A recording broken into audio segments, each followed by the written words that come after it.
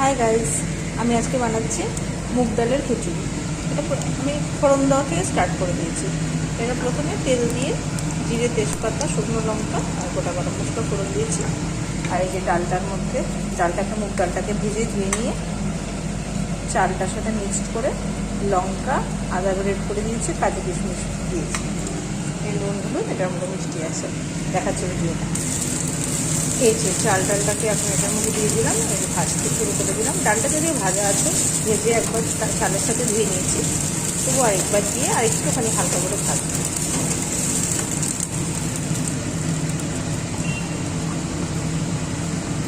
হলুদ দিয়ে দিলাম,